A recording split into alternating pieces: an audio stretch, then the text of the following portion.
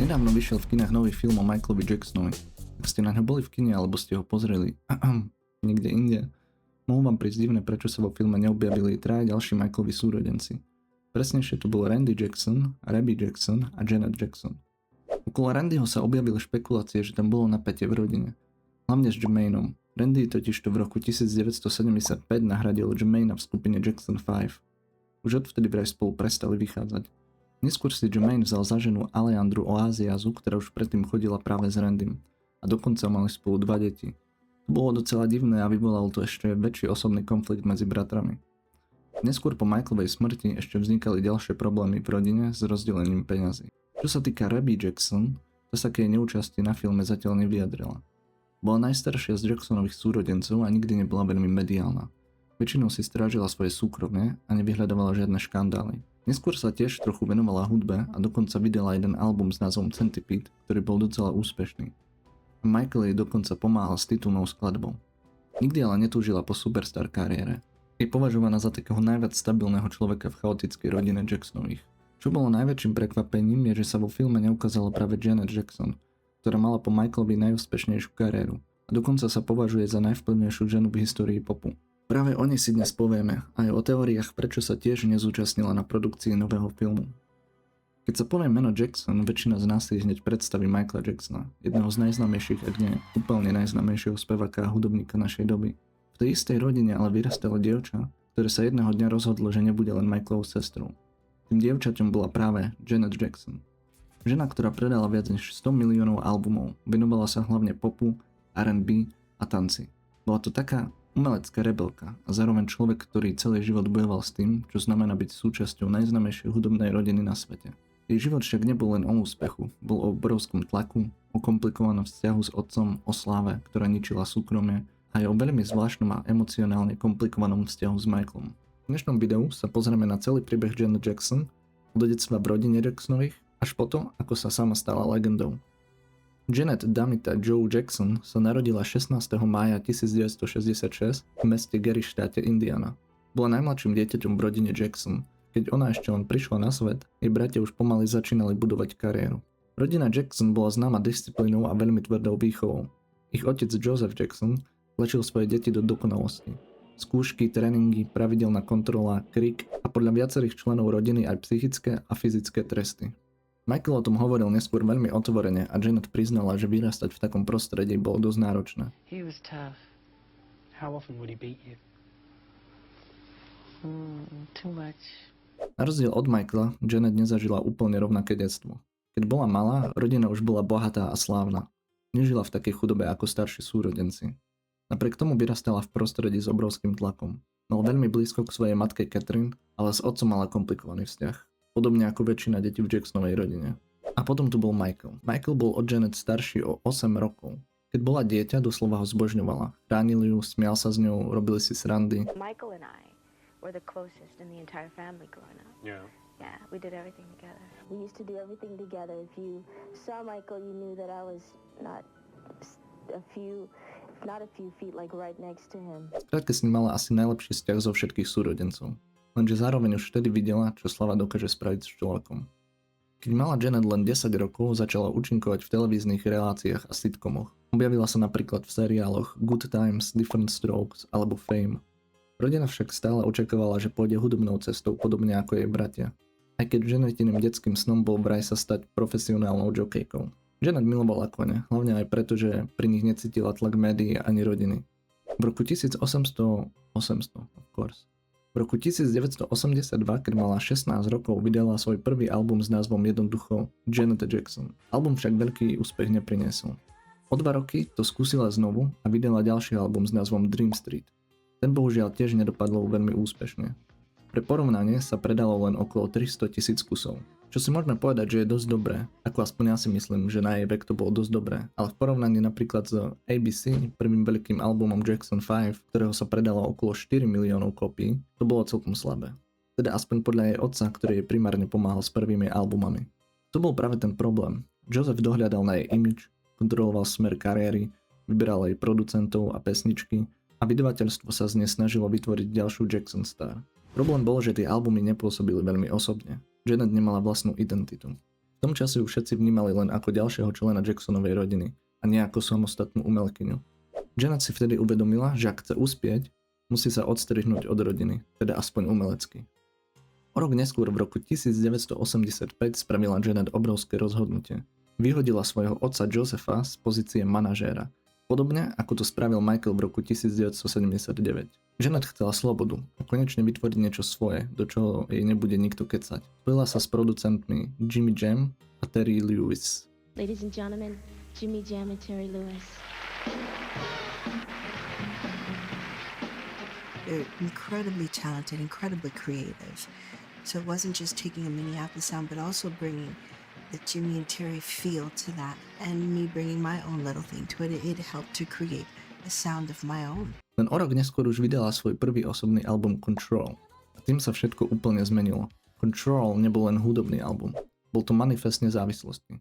Janet prvýkrát otvorene spievala o kontrole nad vlastným životom, ženských právach, nezávislosti, dospievaní a tlaku rodiny. Pesničky ako Nasty, What Have You Done To Me Lately a Control sa stali obrovskými hitmi. Jej album predal viac ako 10 miliónov kópií a Janet začala meniť popovú hudbu. Jej štýl bol tvrdší, viac tanečný, sebavedomejší a veľmi moderný. Mnoho dnešných hviezd ako Beyoncé, Britney Spears alebo Ciara neskôr priznalo, že práve Janet bola ich najväčšou inšpiráciou. Koncom 80. rokov sa Janet stala jednou z najväčších hviezd jej doby. Album Rhythm Nation bol obrovským fenoménom. Predal okolo 15 miliónov kópií. Janet v ňom spojila pop, R&B, sociálne témy, tanec a politické odkazy. Hovorila o rasizme, chudobe, drogách a násilí. Pritom stále vytvárala hit za hitom. Jej koncerty boli extrémne precízne, choreografie patrili medzi najlepšie v hudobnom priemysle a mnohí hovoria, že bez Janet by dnešný moderný pop nevyzeral tak, ako vyzerá. Neskôr prišli ďalšie legendárne albumy. Janet, The Velvet Rope, All For You, kde zároveň otvorene rozprávala o sexualite, osamelosti, depresii, sebavedomí a psychických problémoch. Práve tým si získala obrovský rešpekt, bola autentická, spievala o tom, ako všetko vníma bez pretvárky. Jej úspech trval až do roku 2004. V roku 2004 prišiel moment, ktorý navždy zmenil jej kariéru. Počas halftime show na Super Bowle vystupovala s Justinom Timberlakeom. Na konci vystúpenia došlo k incidentu, ktorý dnes poznáme ako wardrobe malfunction, čo sa dá preložiť ako porucha kostýmu. Na konci záverečného songu Rock Your Body, ktorý spieva Janet spoločne s Justinom, zaznie posledná veta I'll have you naked by the end of this song. To v preklade znamená vyzlečem ťa do naha, kým skončí tento song. V ten moment Justin otrhne kúsok vrchnej časti kostýmu z Janetiného prsia. Kostým sa vraj mal skladať z dvoch častí.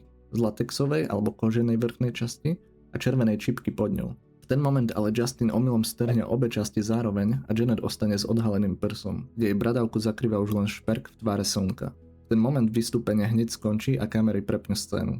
Janet a Justin neskôr tvrdili, že išlo o chybu kostýmu, práve tak ako to nazvali wardrobe malfunction, a MTV tvrdila, že o tom vôbec nevedela. Choreografia mala vraj vyzerať menej odhaľujúco, ale veľa ľudí tomu neverilo. MTV v tej dobe používala šok a sexualitu na zvýšenie sledovanosti. Vystúpenie pôsobilo dokonale nacvičené a tá posledná veta songu na to perfektne sedí, takže to určite bola súčasť predstavenia. Janet v ten moment vyzerá dosť prekvapene, takže ja osobne si myslím, že sa fakt nemali strhnúť obe časti kostýmu, ale v choreografii to určite bolo. Médiá hneď na to spustili masívny útok. Televízie ju začali bojkotovať a blacklistovať, rádia prestali hrať jej hudbu a dokonca jej bola aj zrušená účasť na odovzdávaní cien Grammy. Čo bolo ale pre mnohých ešte šokujúcejšie, je, že Justin vyšiel z celej situácie takmer bez následkov. Jediné, čo musel urobiť, je sa ospravedlniť na predávaní ceny Grammy, na ktorú jemu z nejakého dôvodu zrušená účasť nebola. What occurred was unintentional, completely regrettable, and I apologize if you guys are offended. Tuto je pekne vidieť ten dvojitý meter. Janet potom nesla obrovské následky celé roky. Jej kariéra síce úplne neupadla, ale už nikdy nebola vnímaná rovnako ako predtým. Napríklad album Damita Joe, ktorý vydala krátko po incidente, sa zo začiatku predával celkom dobre a debutoval vysoko v rebríčkoch, ale rádia stále viac a viac prestávali hrať a podporovať jej hudbu. Televízie obmedzili promo a predaj rýchle začali padať. I praví fanúšikovia hovoria, že bez blacklistu mohol byť album ďalší veľký hit. Neskôr ešte vydala pár albumov, ale dá sa povedať, že roky jej najväčšie slavy už mala za sebou. Nebolo to len kvôli tomu incidentu. Celkovo hudobný priemysel sa začal okolo roku 2000 dosť meniť. V 80. a 90. rokoch bola televízia absolútne kľúčová. Ak si mal silný videoklip, choreografiu, veľké koncerty, MTV z teba vedelo spraviť superstar. Lenže neskôr okolo roku 2004 sa MTV už prestalo zamerovať na hudbu a nastúpili reality show. Prišiel internet a ľudia prestali kupovať albumy v takom počte ako predtým. Začala sa doba internetového sťahovania, pirátstva a ľudia si začali sťahovať jednotlivé pesničky, namiesto toho, aby si kúpili celé albumy. Taktiež okolo roku 2000 začal byť veľmi populárny hip-hop a popoví speváci ho začali komponovať do svojich pesničiek. Vznikali rôzne popové spolupráce s rapovým featuringom. Prišla nová generácia hviezd ako Beyoncé, Britney Spears, Rihanna a podobne. Janet sa snažila prispôsobiť modernému R&B, ale už nebola tvárou novej generácie. V roku 2015 ešte vydala comeback album s názvom Unbreakable, ktorý debutoval na prvom mieste Billboardu. Takže sa nedá povedať, že by jej kariéra po roku 2000 úplne upadla. Je jedna z mála umelkyň, ktorým sa podarilo mať album číslo 1 v 80 rokoch, 90 2000 a dokonca v 10 rokoch 21. storočia. Jedna z ďalších zaujímavých vecí o Janet je, že napriek tlaku médií si celý život extrémne strážila súkromne. A to platilo hlavne pri vzťahoch. Veľa ľudí ani nevie, že Janet bola počas života vydaná až 3-krát. Prvýkrát sa vydala už ako veľmi mladá v roku 1984 za speváka Jamesa DeBarge. Janet mala len 18 rokov a manželstvo vydržalo necelý rok. Neskôr priznala, že James mal problémy s drogami a vzťah nebol moc pekný. Okolo tohto manželstva dokonca roky vznikali rôzne konšpirácie. Napríklad ľudia tvrdili, že Janet mala tajné dieťa, ktoré vraj celé roky skrývala. Nikdy sa to ale nepotvrdilo a Janet tieto famy opakovane poprela. Neskôr sa v roku 1991 tajne vydala za tanečníka a režiséra Reného Elizonda. A keď hovorím tajne, myslím tým fakt tajne. Verejnosť o tom vôbec nevedela skoro 9 rokov. Why did you not want people to know you were married? We just kept it private. It was just a very private thing. We never told anyone. Práve počas tohoto obdobia vznikli jej najúspešnejšie albumy ako Janet alebo Velvet Rope. René bol veľmi zapojený do jej kariéry a dlhé roky pôsobili ako veľmi stabilný pár. Lenže po rozvode prišiel ďalší škandál. René tvrdil, že Janet mu po rozchode nechcela vyplatiť peniaze a dokonca sa súdili o milióny dolárov. Janet zase tvrdila, že sa ju snažil finančne využiť. Ich rozchod bol dosť škaredý a definitívne ukázal, prečo Janet tak nenávidela média a rozoberanie jej súkromia. Potom prišiel asi ten najbizarnejší vzťah. V roku 2012 sa Janet vydala za katarského miliardára Wissama Al-Manu, moslimského podnikateľa z jednej z najbohatšej rodín na Blízkom východe. Janet sa po svadbe začala správať oveľa viac súkromne. Nosila konzervatívnejšie oblečenie, obmedzila médiá a mnohí fanúšikovia mali pocit, že sa úplne stiahla z verejnosti. V roku 2017 vo veku 50 rokov porodila svojho prvého syna menom Asa a len pár mesiacov po narodení dieťaťa sa Janet a Wissam rozišli. Internet okamžite začal rešiť jednu teóriu. Podľa rôznych médií mala ich predmanželská zmluva obsahovať obrovský finančný bonus, ak manželstvo vydrží určitý počet rokov. Najčastejšie sa hovorilo práve o 5 rokoch. Janet a Wissam sa rozišli prakticky krátko po 5. výročí svadby. Nikdy sa ale oficiálne nepotvrdilo, čo presne bolo v zmluve. Niektoré médiá tvrdia, že išlo o stovky miliónov dolárov. Janet neskôr naznačila, že vo vzťahu nebola šťastná a cítila sa príliš kontrolovaná. Hlavne po narodení syna vraj medzi nimi začali obrovské konflikty ohľadom životného štýlu a výchovy dieťaťa. Odvtedy si Janet stráži svoje súkromie ešte viac ako predtým. Dnes prakticky vôbec neukazuje svoj osobný život a väčšinu času sa venuje synovi. Keď v roku 2009 zomrel Michael, pre Janet to bol obrovský šok. Počas verejných vystúpení sa snažila držať emócie pod kontrolou, ale bolo vidieť, že ju to veľmi zasiahlo. Rodinný vzťah Janet a Michaela bol veľmi špecifický.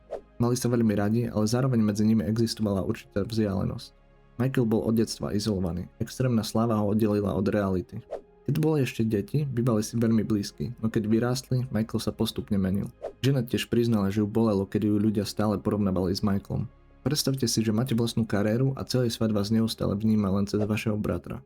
Napriek tomu sa nikdy verejne nepohádali. Najikonickejším momentom ich spolupráce bola skladba Scream z roku 1995. Pesnička vznikla počas obdobia, keď Michael čelil obrovskému mediálnemu tlaku a obvineniam. Scream bola doslova útokom proti bulváru.